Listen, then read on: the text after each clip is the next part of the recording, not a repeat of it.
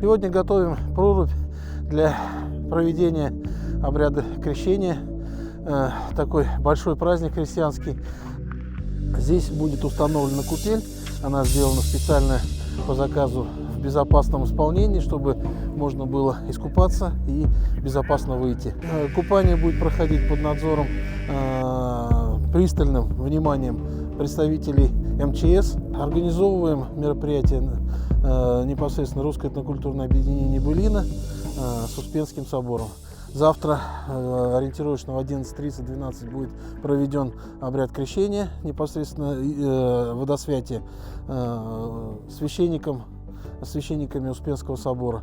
После того, как вода будет освящена, будет разрешено уже купаться.